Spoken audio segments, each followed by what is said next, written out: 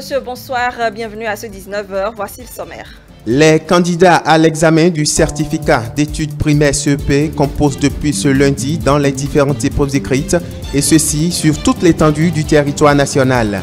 À Lada, où le lancement officiel a eu lieu, tout comme à Cotonou, où l'une de nos équipes de reportage est allée faire le constat, pas d'incident majeur signalé pour l'heure. Au terme de la première journée de composition, une équipe de la rédaction s'est rapprochée du chef centre de composition Béton Sud de Cotonou. Il nous fera le point de la journée dans cette édition.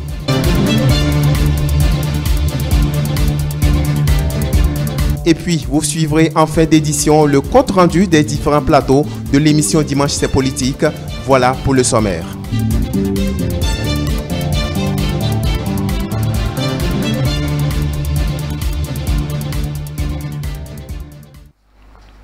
C'est la commune d'Alada, principalement le centre Ayou, qui a abrité le lancement officiel du certificat d'études primaires. Ce lundi, le ministre des Enseignements maternels et primaires, Salimane Karimou, accompagné du préfet du département de l'Atlantique et du maire de la commune d'Alada, qui sont allés rassurer les candidats.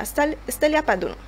C'est ici, au complexe scolaire Ayou Centre, situé dans la commune d'Alada, dans le département de l'Atlantique, que le ministre des Enseignements maternels et primaires a donné le top du certificat d'études primaires, session de juillet 2021. Au total, 222 candidats, dont 96 filles, réparties dans cette salle de classe, planchent dans ce centre. Une composition dans le strict respect des gestes barrières. On devrait commencer par la Liborie cette année pour reprendre l'ordre alphabétique, mais nous avons constaté que dans l'arrondissement d'Ayou, dans la commune d'Alada, dans ce département de l'Atlantique, le taux de réussite au CEP des années passées mérite encore d'être amélioré. C'est dans ce sens-là que nous avons fait l'option d'être là pour pouvoir également galvaniser, soutenir et en même temps dire aux populations qu'il y a encore quelques efforts à faire. Vous avez vu, n'est-ce pas, le dispositif de lavage de mains, vous avez vu qu'il y a dans chaque salle au moins de gel hydroalcoolique comme c'est prévu. Vous avez vu que les candidats ont mis leur masque et il en est de même pour les surveillants de salle.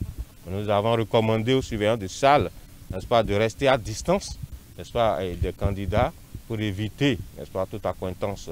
C'est le lieu pour le ministre Salimane Karimou de remercier les acteurs du système éducatif et d'inviter les parents à accompagner les candidats durant les 3 ou 4 jours que vont durer les examens. Un examen, aussi petit soit-il, n'est-ce pas, quelque chose de différent quand même, quoi que l'on dise. Il y a le stress qui s'y mêle, il y a la peur qui s'y mêle. Vais-je bien faire? Est-ce que je vais réussir? Est-ce que je ne vais pas réussir? Alors tout ça là, les enfants sont dans cet état et seuls les parents pourraient les assister en leur prodiguant assez de conseils.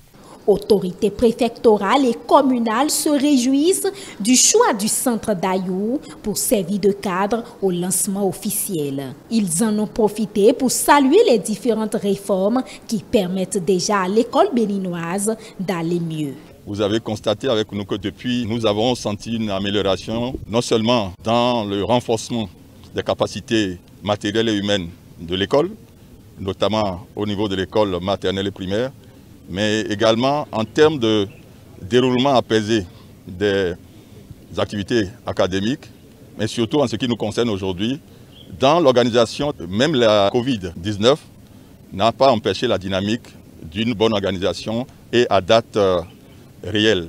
Et donc tout ça, c'est à l'actif, disons, des acteurs de l'éducation, mais surtout du gouvernement. Un plan a été mis en terre pour immortaliser ce 7 juillet 2021, date du démarrage du certificat d'études primaires. Il faut dire que le certificat d'études primaires de cette édition 2021 est aussi effectif à Cotonou. Les candidats très tôt ce matin ont pris d'assaut les différents centres de composition pour affronter les différentes épreuves. On fait le point avec Céline Goury. C'est le centre de composition du complexe scolaire Siké Sud de Cotonou qui a servi de cadre ce lundi 7 juin 2021 au lancement officiel de l'examen du certificat d'études primaires dans le littoral. Le top des épreuves écrites a été donné par la nouvelle autorité préfectorale qui avait à ses côtés le premier adjoint au maire de Cotonou. Mes impressions sont très bonnes dans la mesure où j'ai vu des enfants bien sereins, assis. Ils savent pourquoi ils sont là, puisque la semaine dernière, on a fait tout le tour pour les travaux dirigés que la mairie de Cotonou leur a offert. Quand les enfants sont bien dopés, il n'y a pas de raison que dans la salle qu'ils paniquent ou qu'ils aient d'autres appréhensions. Sinon, ils sont sereins. Et ils nous ont promis de mettre le plein pour que le littoral soit premier comme d'habitude. Une atmosphère d'examen. Nous avons des enfants qui ont été préparés au cours de toute l'année pour passer l'ultime épreuve de passage au collège. Donc nous avons trouvé des enfants jeunes, apparemment sereins, et nous espérons, compte tenu des conditions dans lesquelles les épreuves se déroulent, de la mobilisation des enseignants, des surveillants, que nous aurons le maximum de bons résultats après ces examens. Prenant la parole, le directeur départemental de l'enseignement maternel et primaire est revenu sur le nombre exact de candidats qui plongent à cet examen. Au plan national, nous avons 242 066 candidats, dont 113 540 filles. Et dans notre département, nous avons 18 339 inscrits, dont 8 959 filles. Mais les épreuves, nous commençons par la lecture et nous finirons par les épreuves orales. Donc ça se passera ainsi. L'écrit finit donc le mardi et le PS commence le mercredi pour finir le jeudi. Le certificat d'études primaires, un important événement qui marque un tournant décisif dans la vie scolaire des jeunes apprenants en fin du cycle primaire. Après la composition, nous avons le secrétariat anonymat qui va se mettre en place la semaine suivante. Et à partir du 21, la correction des épreuves. Les résultats sont attendus pour le 30 juin. Les autorités ont pour finir invité chaque candidat à la concentration afin de composer sans peur les différentes épreuves qui leur seront soumises. Et puis à l'issue de cette première journée du certificat d'études primaires, le chef centre de l'école primaire publique de Beto Sud nous fait le point. On suit ses propos. À la fin des épreuves, j'ai fait un sondage au niveau des enfants et ils sont pratiquement tous contents. Et moi aussi, j'ai vu que les épreuves ne sont pas si difficiles. C'est vraiment abordable, c'est à la portée des enfants. Et l'enfant qui a bien suivi durant toute l'année, a étudié, n'aura pas de difficulté à réussir. Non, tous les enfants étaient à l'heure, le matin comme ce soir. Ils étaient tous à l'heure.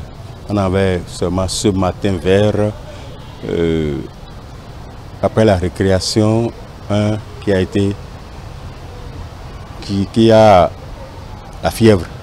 Mais l'agent de santé s'est occupé de lui et puis elle s'est retrouvée rapidement. Mais ce soir même, elle était là, en bonne santé, elle a continué le travail. Je vais leur demander de ne pas penser que c'est fini. Avec les épreuves de cette journée qui ont été abordables, il ne faut pas qu'ils pensent que tout est fait et qu'il n'y aura plus, qu'ils sont déjà admis. Ils n'ont qu'à continuer de réviser les leçons. Demain, on aura la mathématique, la dictée et puis la couture. Et continuer avec l'épreuve orale. Donc, ils n'ont qu'à continuer. Il ne faut pas qu'ils baissent la main, ils continuent. Et c'est ce que ça marchera. Tout s'est bien passé. Tout s'est bien passé. J'ai même fait un constat, j'ai vu que les élèves, les candidats de ce centre sont un peu plus disciplinés que les candidats des autres centres qu'il y avait, enfin, les derniers passés. Ils sont vraiment disciplinés. Autre volet de cette édition, c'est l'actualité sociopolitique qui a été passée au peigne fin par le secrétaire général, adjoint et porte-parole du gouvernement. Reçu en émission spéciale, Wilfried Léandre Hongbeji s'est prononcé sur plusieurs sujets. Pendant plus d'une heure, des réponses concrètes ont été apportées aux questions des journalistes. Suivez le point. Durant les 5 prochaines années, le président Patrice Talon fera de son mandat celui de la liberté, de la démocratie et de la bonne gouvernance.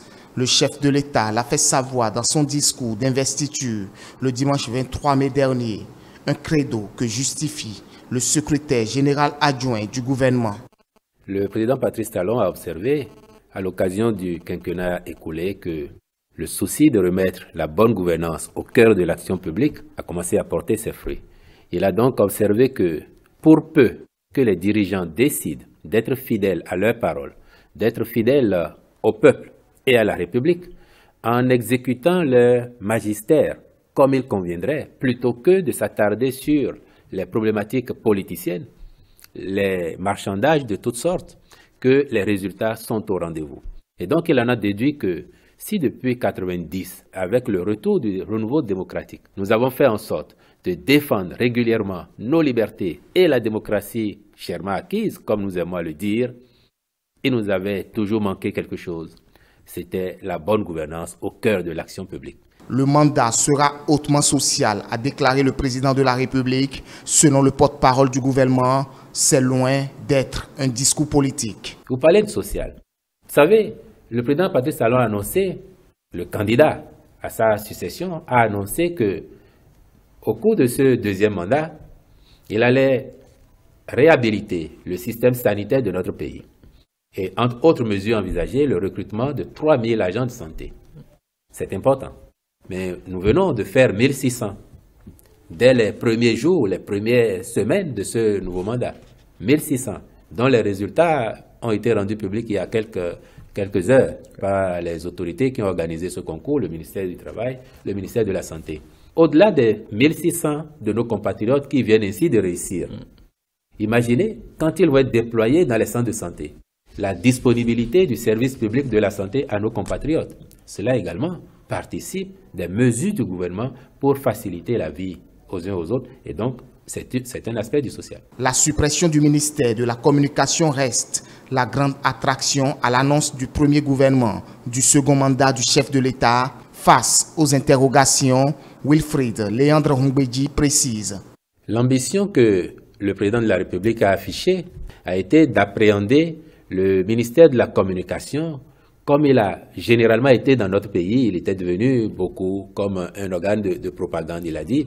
Presque systématiquement, le titulaire de ce portefeuille était chargé d'être le porte-parole du gouvernement. Il a fait l'option qu'à l'avenir, la HAC devait être mise au service donc du développement des médias en devenant leur principal interlocuteur, leur principale autorité de tutelle. L'autre sujet abordé est relatif à la campagne nationale de vaccination contre la COVID-19. Certains toujours réticents sur la question, l'invité Martel. Si vous aviez même des raisons de craindre, vous vous dites, mais eux-mêmes là ils ont fait, non? Pourquoi pas? Il faut dire à nos compatriotes, ceux qui sont encore réticents, que c'est la réponse que la science a trouvée à la pandémie aujourd'hui. En dehors des mesures préventives, la vaccination, c'est la réponse scientifique. Plusieurs autres sujets ont été abordés au cours de cet entretien. Nous allons finir cette édition avec le résumé des différents plateaux de votre émission Dimanche, c'est politique. Suivez.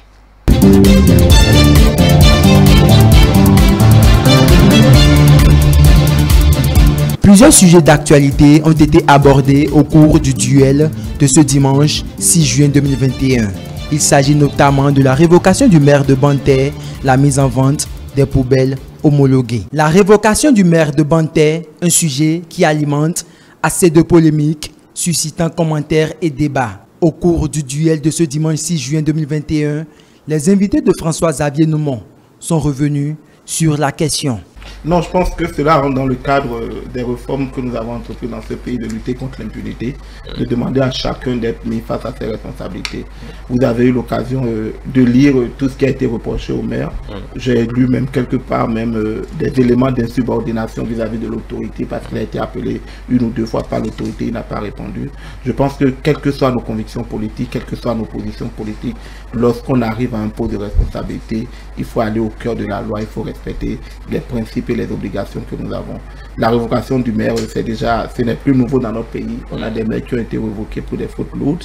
Celui-ci aussi est révoqué pour des fautes lourdes. Je n'ai pas encore vu, se prononcer sur la question, mais je pense que ceux qui ont eu le pouvoir de révoquer ce maire ont eu les raisons de le faire. Ils ont estimé que les fautes étaient tellement graves et qu'il ne fallait pas continuer avec ce maire-là. Non, écoutez, le maire Laourou ne sera pas surpris de sa révocation.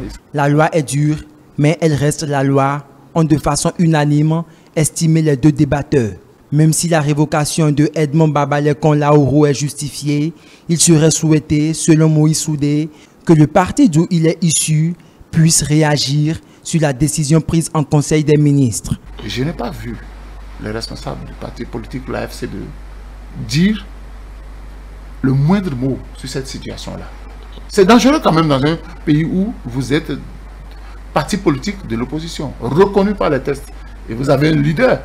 Un de vos maires se trouve en difficulté, un de vos maires a été révoqué pour insubordination, pour absence de collaboration. Mais je n'ai pas vu le président Moumpé pondre un communiqué au nom de la FCBE pour peut-être fustiger ou bien pour expliquer les conditions dans lesquelles un de ses administrés a été révoqué. Mais malheureusement, c'est pas possible. Nous sommes dans un état. Je suis tout à fait content de savoir que vous avez semblé dire que le maire devait s'attendre à cette révocation au regard des actes ou des comportements qu'il a eu. Donc cela me fait dire que cette révocation est justifiée. Vous avez parlé de la procédure. S'il est réellement donné, le maire ou son parti estime que la procédure administrative n'est pas respectée, nous sommes dans un état de droit, ils ont les voies de recours, ils pourront exercer des recours à divers niveaux pour pouvoir se faire respecter.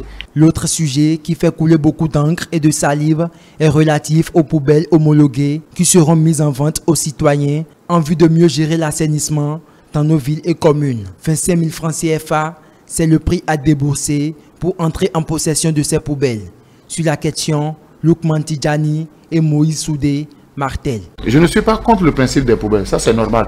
Dans un état qui se veut moderne, dans une ville qui se veut moderne, il faut que nous fassions des sacrifices. Mais j'estime que 25 000 francs pour moi, pour certaines personnes, c'est élevé. Contrairement à vous de dire d'avoir une poubelle homologuée, c'est d'avoir un mécanisme beaucoup plus viable, beaucoup plus souple de collecte des déchets.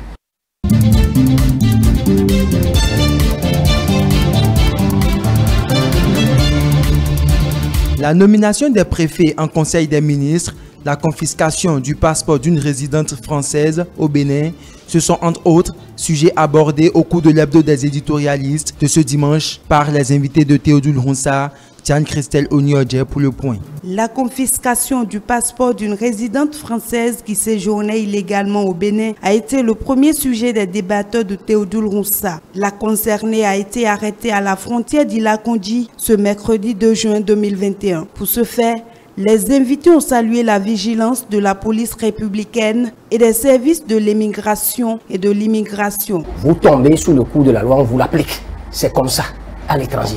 Mais ici en Afrique, on pense que bon, tout est permis.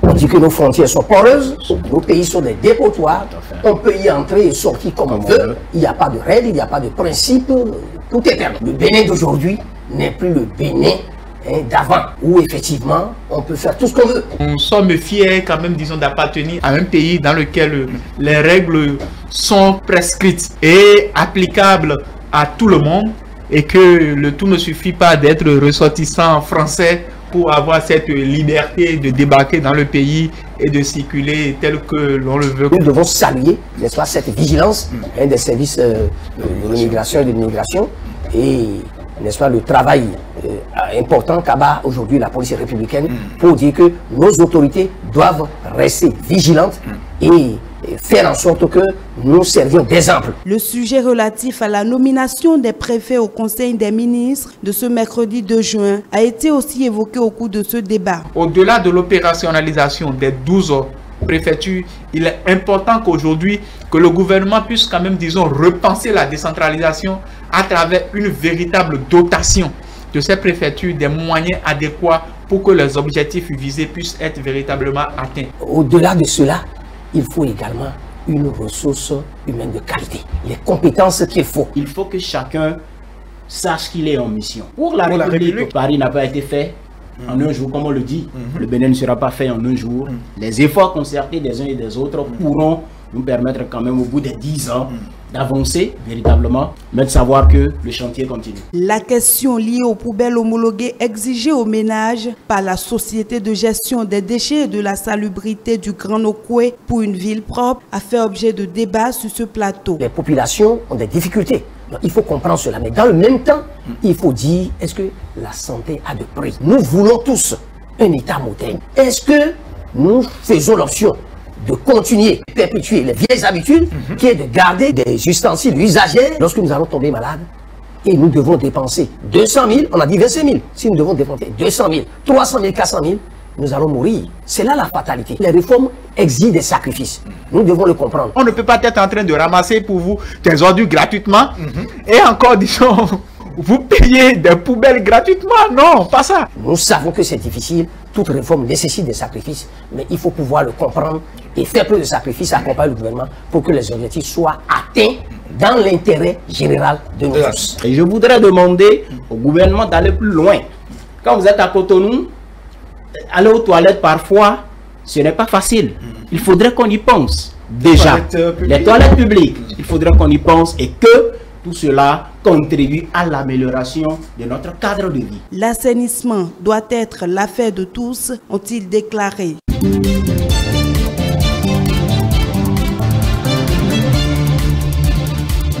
Le sociologue politologue Gilles Espédigoï était l'invité de l'entretien du dimanche de ce 6 juin 2021. Pendant plus d'une heure d'horloge, il a fait un tour d'horizon de l'actualité nationale. Il s'agit notamment de la révocation du maire de Banté et de la nomination de Alain Orunla en tant que préfet du département du Littoral. Le point avec Karine Adenini.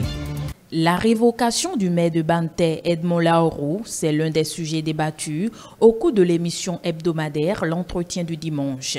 Pour le sociologue politologue Gilles Espédigoï, cette décision issue du Conseil des ministres est opportune au regard des nombreux faits qui sont reprochés à l'intéressé. Cette décision va tout simplement insuffler un nouveau dynamisme à la gouvernance locale de Banté. Plus rien ne sera comme avant parce que chacun placé dans sa situation doit faire correctement son travail sans que les manquements graves révélés par le Conseil des ministres puissent encore s'observer. Chacun est libre de faire ce qu'il veut, mais chacun doit assumer les conséquences de ses actes.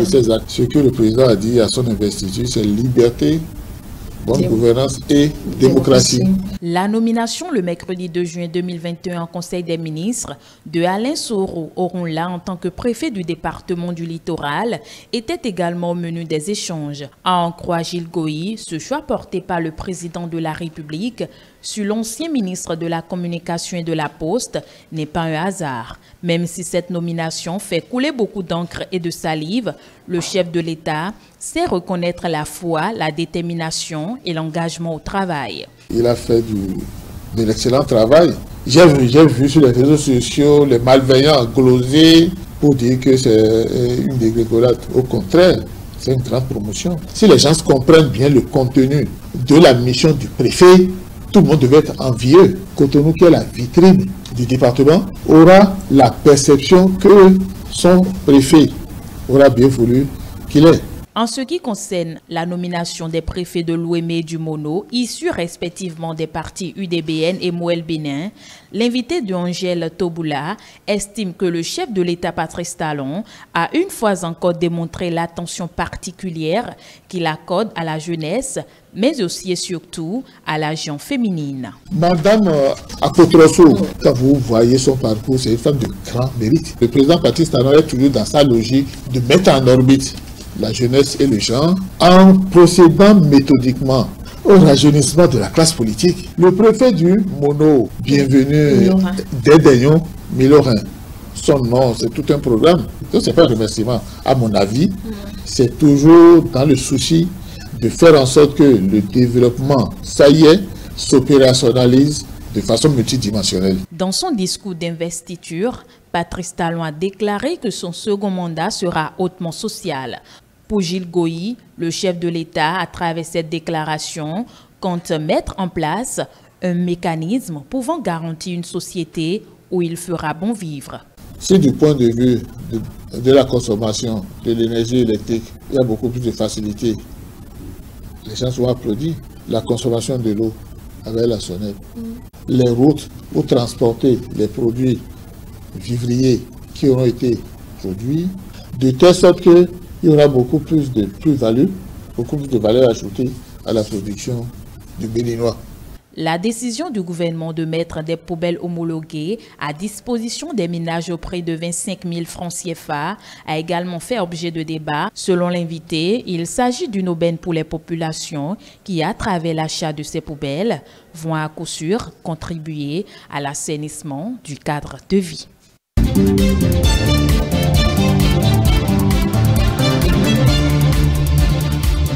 Le sociologue politologue Gilles Espédigoï était l'invité de l'entretien du dimanche de ce 6 juin 2021. Pendant plus d'une heure d'horloge, il a fait un tour d'horizon de l'actualité nationale. Il s'agit notamment de la révocation du maire de Banté et de la nomination de Alain Orunla en tant que préfet du département du Littoral. Le point avec Karine Adenini. La révocation du...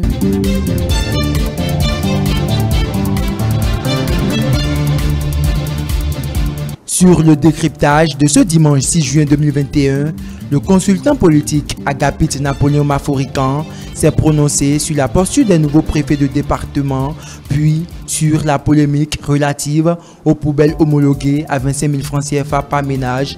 On fait le point avec Aziz Achamou.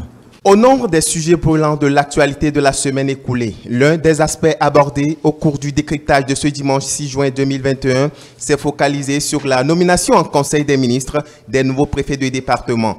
Dans les nouvelles entrées, celle qui a le plus retenu les attentions, c'est celle de Alain Orunla, ancien ministre de la Communication et de la Poste, puis porte-parole du gouvernement. Le consultant politique Agapit Napoléon Maforican ne partage point l'avis de ceux qui pensent par exemple qu'en prenant désormais les rênes de la préfecture de Cotonou, Orunla est allé en décrescendo. Il clarifie. Vous voyez, quand vous avez été ministre, vous exercez encore mieux cette fonction. Parce que vous connaissez ce qu'on attend encore mieux de vous. Ce n'est pas du tout un poste réducteur dans la mesure où le préfet en vos cadres, il est le représentant de l'État dans le département. C'est important. Il relève certes d'un ministre, il est le dépositaire de l'autorité de l'État dans le département et en cette qualité, il est l'unique représentant du gouvernement et de chacun des ministres pris individuellement. Du coup, quand vous faites le point, le préfet peut recevoir des courriers d'un ministre quelconque pour telle mission qui doit avoir lieu. Le préfet peut recevoir des correspondances, des actes. Et le préfet peut correspondre directement avec des ministères, autres que son ministère de tutelle. Et là également, il doit envoyer copie au ministre en charge de l'administration territoriale, qui est son ministère de rattachement. Au-delà donc de cette représentation, il assure la tutelle des maires qui sont sur la circonscription administrative.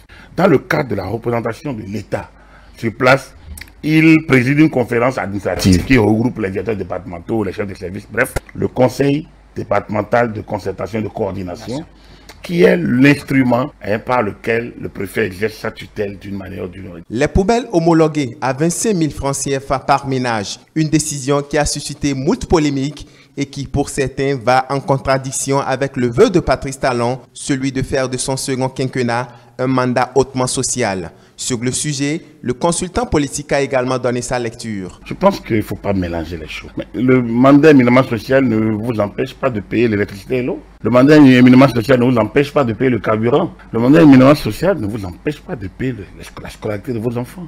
C'est des mesures d'aménagement, d'assainissement du cadre de vie. C'est de la réglementation. Donc, on a mis en place un modèle de poubelle.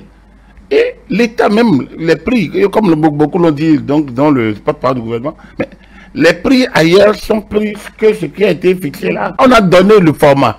À vous de vous conformer. Est-ce qu'il y a débat? Moi, je ne vois pas en quoi ça peut donner lieu à débat ou à polémique où il faut s'expliquer. Peut-être qu'il y a peut-être la manière dont ça a été restitué. Parce qu'il me semble que c'est un compte rendu fait par un organe sur le réseau. Donc, ce dont on parle, ce n'est pas par ménage, ce n'est pas maison. C'est 25 000 par maison. Ça veut dire que quelque part, il y a déjà un prix social. Il n'y a pas de confusion à faire. Donc, en la matière, les mesures de réglementation, vous devez les appliquer.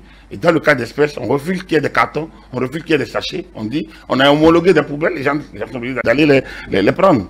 Maintenant, il faudrait que les mesures coercitives suivent pour que, effectivement, force reste à la loi. Le mutisme du chef de file de l'opposition sur la révocation du maire de Banté en tant que membre du parti FCBE, les réformes dans le secteur de la décentralisation sont également entre autres sujets évoqués dans le décryptage de ce dimanche. Et c'est ainsi que nous mettons fin plutôt à cette édition d'information. Merci de nous recevoir chez vous. Passez une excellente soirée en notre compagnie.